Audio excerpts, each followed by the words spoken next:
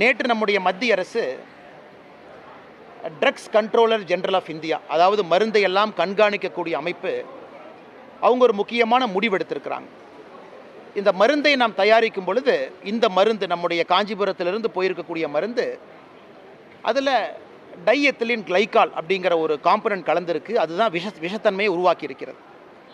அது எப்பொழுதும் கூட ஒரு மருந்து கம்பெனியில் ரா மெட்டீரியல் பொருட்களை வாங்கும் பொழுது பரிசோதிப்பாங்க, மருந்து செய்த பிறகு பரிசோதிக்க மாட்டாங்க.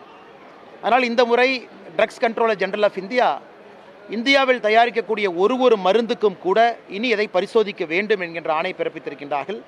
அதனுடைய பொறுப்பை இந்திய மருந்தியல் ஆணையத்திற்கு நேற்று ஒப்படைச்சிருக்கிறாங்க.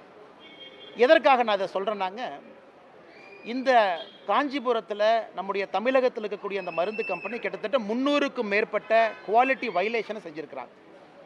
பல ஆண்டுகளாக நிறைய வயலேஷனை பண்ணியிருக்கிறாங்க.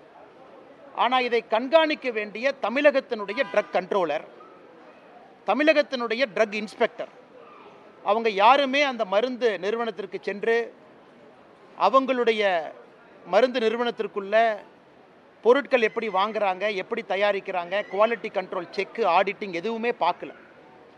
இன்னைக்கு 23 குழந்தைகள் இறந்து மத்திய பிரதேசிலிருந்து எஸ்ஐடி சிறப்பு புலனாய்வு குழு தமிழகத்துக்கு வந்த பிறகு இந்த ட்ரக்ஸ் கண்ட்ரோல் எல்லாம் கைது செய்யக்கூடாது என்பதற்காக இவங்க 2 பேர்த்த சஸ்பெண்ட் பண்ணியிருக்கிறாங்க.